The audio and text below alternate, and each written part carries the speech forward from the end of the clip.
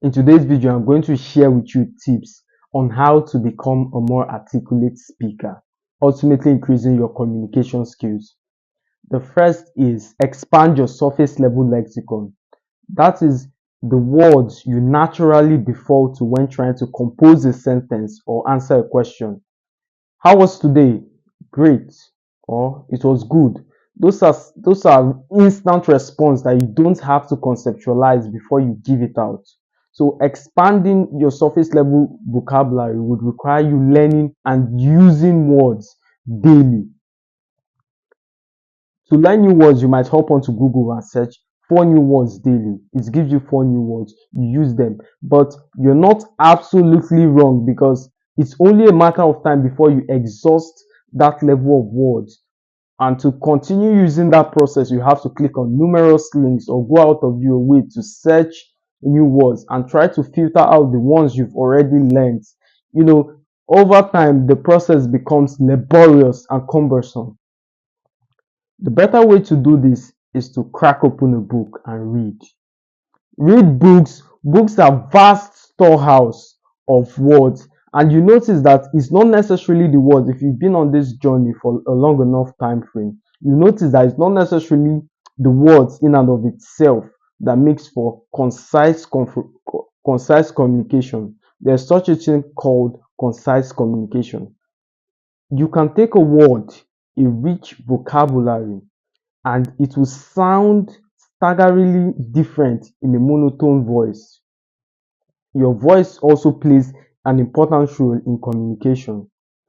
Take a word as rich as hallmark. You say something like this. It used to be a nice hallmark. Now it doesn't sound as rich as it was meant to. You've ultimately deprived that sentence of its rich vocabulary. That's the first thing.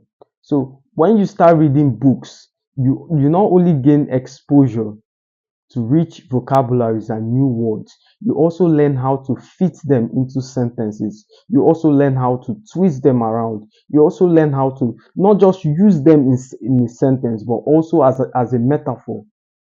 To be able to use words as metaphors, you have to have an intimate grasp of that words. You notice great articulators and communicators always use words in a metaphoric way. Take the word straddle, for instance. Straddle means to swing your leg across an object. Like, say he swung his leg over in order to straddle the bike.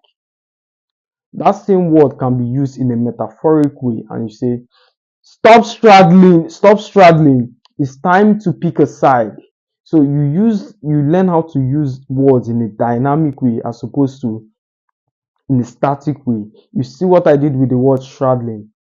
I used it to as a word for being equivocal, one leg on one side.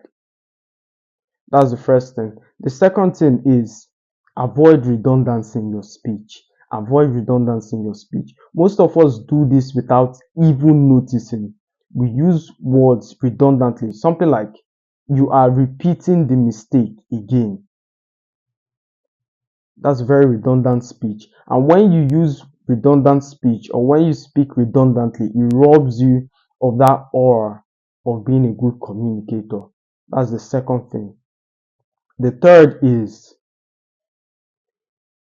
learn how to use the dramatic pause. You see, most of us are very unentertaining to the dramatic pause, but the dramatic pause can be very helpful.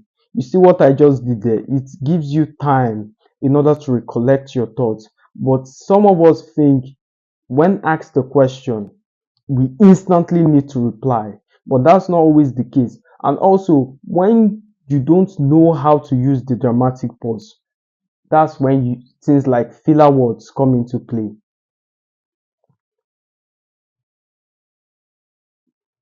You see what I did there? Instead of stuttering and trying to use to fill the silence, because most of us, instead of using the dramatic pause, will rather entertain our audience with any sound. That's the third thing. understand how to use the dramatic pause, not just to create an awe of mystery, as wonderful as that is, but it gives you time to recollect your thoughts, ultimately portraying that image of confidence. It's only a confident person who have the ability to pause when speaking. Most of us can't do it. We feel this guilt. We always feel we have to feel the silence with some words, any words at all. But you're doing yourself a disservice. That's the third thing. The fourth is write. What does writing do for you? Writing helps put your thoughts. When you put your thoughts down on paper, it gives clarity to your thinking. Ever try to speak or when asked the question, instantly your thoughts are all over the place and you're trying to recollect and trying to rephrase in a sentence, or as you speak, or you believe that as you speak, what you want to say would come out. Or and if you work with that philosophy, you find out that as you speak, you're only rephrasing your sentences and revising what you said and making allusions to the previous sentence, and also further compounding the unclarity of your speech. So when you write your thoughts, it could be maybe before a meeting or that big presentation, you write your thought, not necessarily to be confined to that speech or body of knowledge, but to give yourself clarity of thinking. And it's a good way to identify your filler words. It's a good way to identify redundancy in your speech. So when you're done writing, you can review what you said, review how you sound. You can see wrong speakings at a glance. That's the fourth thing. Yeah. So writing helps override muddled communication. Writing helps give clarity to your thoughts. You begin to think more clearly, which is one of the prerequisites of articulation and a good communicator. So I believe with these three first tips, you would be able to enhance your communication greatly. A bonus tip would be avoid all tenuous words.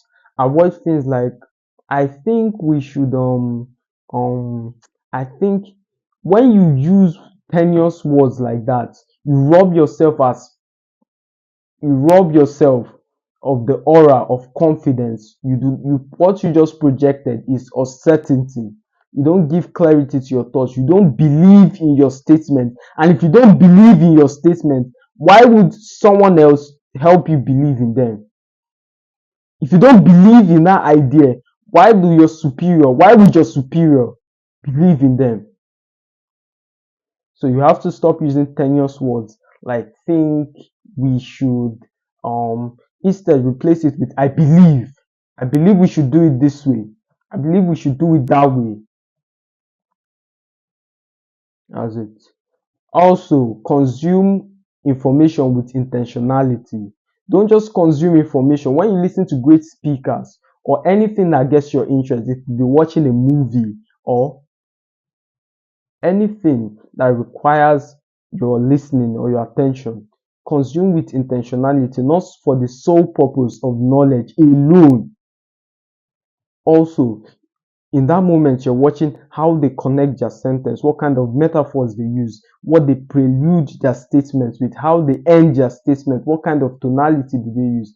I know this might sound laborious and cumbersome, but my friend, if you take it one step at a time, it's only a matter of time before you make huge amount of progress. And a way that you know you're communicating perfectly is because there's an energy leaving you. You've sometimes felt this energy. Perhaps you did it subconsciously when you were communicating something you were so enthusiastic about. Now you have to learn how to tune that frequency and harness that energy consciously. That's what you have to learn how to do. How do you know? How do you go about this? When you watch a clip of an articulate speaker, someone you admire, pause the video and repeat what he has said in the exact same tonality, in the exact same way. until you feel that energy leaving you. Then once you've identified the voice and the tonality in order to produce that energy, you tune out the sentence, use your own sentence and see if you can replicate that same frequency. As always, guys, that's all for today. I'll see you in the next one.